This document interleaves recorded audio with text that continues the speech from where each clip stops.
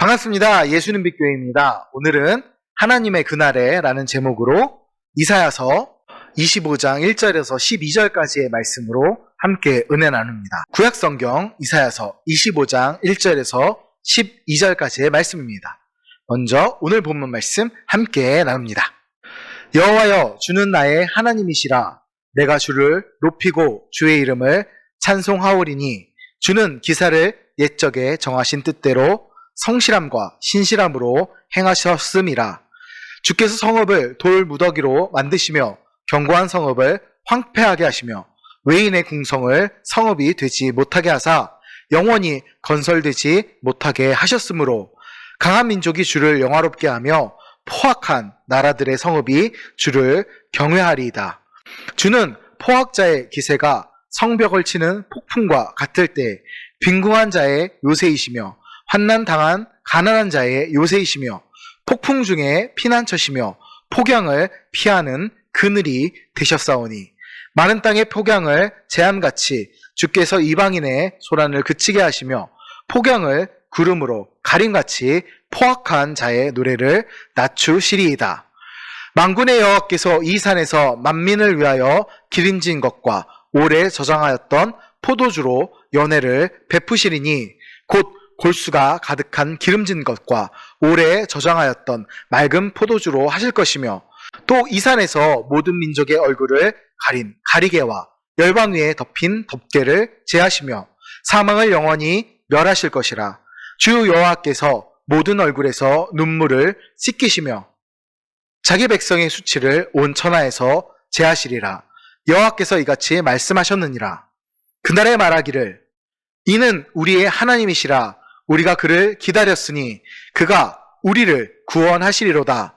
이는 여호와시라. 우리가 그를 기다렸으니 우리는 그의 구원을 기뻐하며 즐거워하리라 할 것이며 여호와의 손이 이 산에 나타나시리니 모압이 거름물 속에서 초계가 밟힘같이 자기 처소에서 밟힐 것인즉 그가 헤엄치는 자가 헤엄치려고 손을 펴같이 그 속에서 그의 손을 펼 것이나 여호와께서 그의 교만으로 인하여 그 손이 능숙함에도 불구하고 그를 누르실 것이라. 내 성벽에 높은 요새를 헐어 땅에 내리시되 진토에 미치게 하시리라. 아멘. 오늘 본문은 이사야라는 이름을 가진 책입니다. 이사야라는 이름은 이 책의 주요 인물인 이사야 선지자를 가리키기도 하고 책의 제목이기도 하죠. 그 이름의 뜻은 여호와는 구원이라는 뜻입니다. 이는 여호수아 혹은 신약의 예수님과 그 의미가 동일하지요. 구약과 신약을 이어주는 하나님의 예비하심이 이사야 선지자 그리고 이사야서라 생각합니다. 오늘 본문은 이사야의 소묵시로이라 불리며 여호와의 종말론적 심판과 메시아 왕국의 승리에 대한 예언을 말씀하시는 24장에서 27장까지 이어지는 일련의 기록 속의 연속 부분입니다.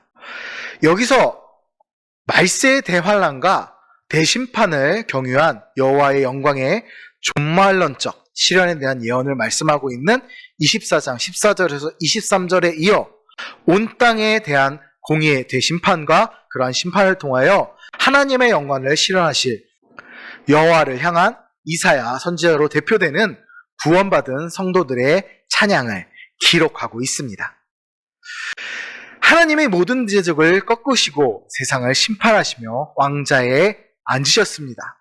놀라운 은혜를 베풀어 주신 하나님께 은혜를 입은 자들은 가만히 있을 수가 없었습니다.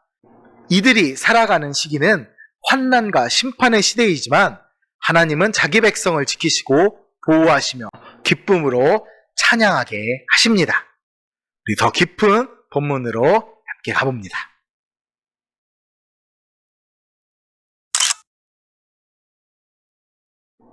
먼저 1절은 여호와께서 옛적에 정하신 대로 성실함과 진실함으로 대심판의 날에 의인과 악인에게 구원과 멸망이라는 공의와 심판을 시행하실 것에 대한 찬양을 기록하고 있습니다. 이어서 2절, 3절은 하나님을 알지 못하는 이방인들의 성읍과 궁성을 황막해 하심으로 포악한 자들까지도 하나님을 경외하게 하실 하나님의 심판의 능력에 대한 찬양을 기록하고 있지요.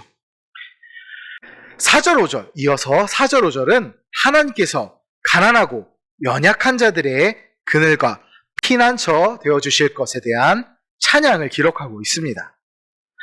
자, 오늘 본문의 시작은 여호와 하나님을 나의 하나님이라 고백하며 시작합니다. 바로 찬양의 시작이지요. 하나님은 옛적에 정하신 뜻대로 성실하고 진실하게 행하셨습니다. 하나님은 표적으로 역사하시지 않고 예정하신 대로 우리를 인도하십니다. 따라서 하나님의 역사와 섭리는 역사적인 근거를 가지고 있습니다. 역사는 히스토리는 his story, 그의 이야기, 하나님의 이야기입니다. 이스라엘 역사뿐만 아니라 모든 나라의 역사를 주관하시는 하나님은 성실하고 치밀하게 섭리하고 계십니다. 선지자가 하나님을 찬양하는 이유는 하나님이 대적들을 돌무더기로 만드시고 그들의 성읍을 황폐하셨기 때문입니다. 그들을 무찌르신 것입니다.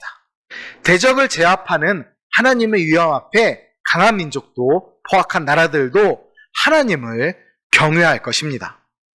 성읍은 문명과 부가 축적된 집결지로 그곳에는 권세 있는 자들이 있었습니다. 그들은 튼튼한 성곽이 안전을 보장해 준다고 여겼습니다. 하지만 그곳에서는 사람들의 이기심이 극대화되고 권력이 함부로 사용되었습니다. 그것은 더 이상 하나님 앞에 안전한 장소가 되지 못합니다. 쉽게 말해 내부에서부터 썩어지고 무너지고 있기 때문입니다. 교만이 극대화된 죄악의 용광로를 하나님은 심판하시고 무너뜨리십니다. 심판의 날은 바로 쾌락과 권력과 부유함에 취해 살던 사람들이 패망하고 환난을 당하던 가난한 자들이 하나님께로 피해 구원을 경험하는 날입니다. 하나님은 대적들의 손안을 그치게 하시고 포악한 자의 노래를 낮추시는 분이십니다. 이 놀라운 역전의 순간 구원의 은혜를 입은 자들이 하나님의 능력을 찬송합니다.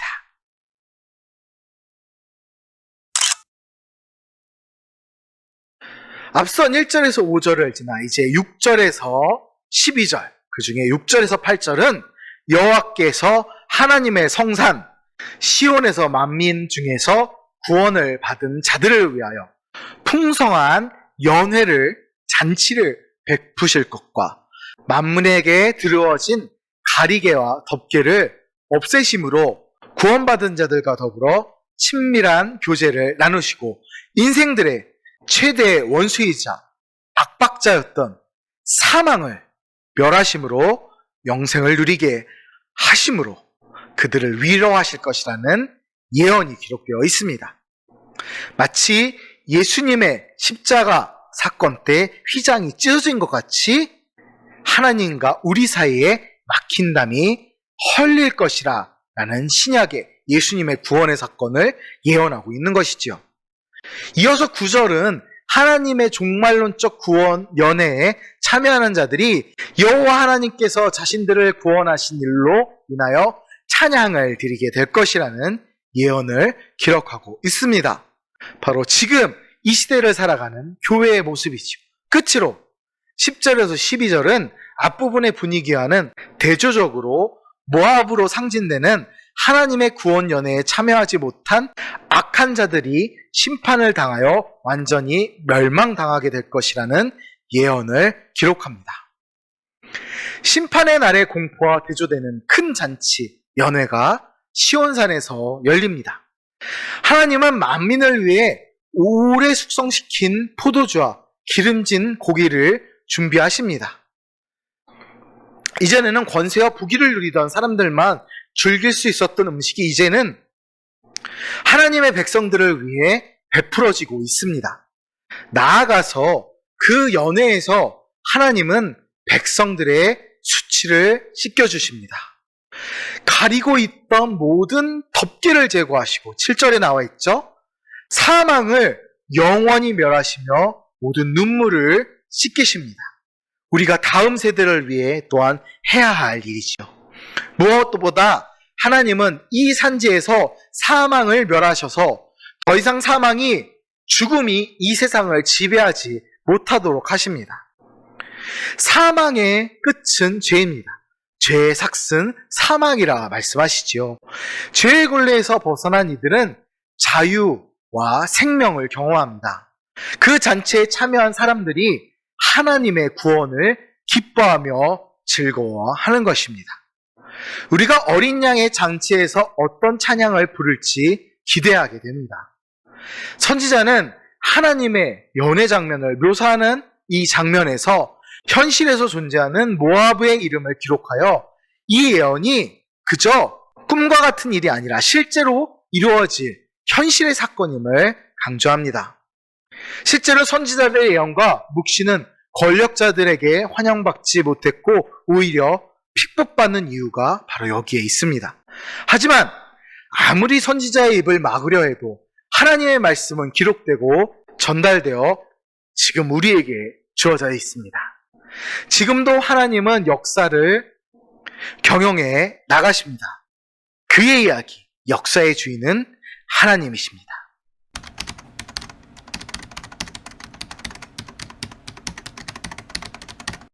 하나님의 심판은 양면성을 가집니다. 악인에게는 멸망의 날이지만 의인에게는 구원의 날입니다. 하나님의 공의와 정의가 그날에 완전히 성취됩니다. 우리는 믿음을 갖고 세상의 가치관을 배격하고 거룩한 삶을 추구해야 합니다. 우리가 섬기는 하나님은 신실하시며 온전하신 분입니다.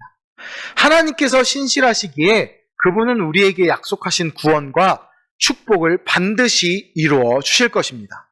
또 그분은 온전하신 분이시기에 우리로 완전한 만족과 기쁨, 더할 나위 없는 행복을 선사하십니다. 불완전한 사람, 불완전한 세상, 더덥고 거짓된 세상이 주는 그 어떤 것과도 비교할 수 없는 축복을 하나님은 허락해 주십니다. 한 치 앞도 내다볼 수 없는 변화무쌍한 시대 속에서 그리스도인들이 붙잡아야 할 것은 바로 신실하신 하나님이십니다. 역사의 주관자 되시는 하나님의 신실한 언약의 약속을 붙잡고 시대를 거슬러 승리하는 우리가 될 줄 믿습니다. 세상의 방식과 다른 그리스도의 삶은 핍박의 이유가 됩니다. 그 핍박 속에서 그럴 때마다 우리는 하나님이 베풀어 주실 풍성한 잔치를, 연회를 기억하기 원합니다. 우리는 잔치, 연회에 참석할 하나님의 백성입니다. 우리가 바로 그리스도인입니다. 감사합니다.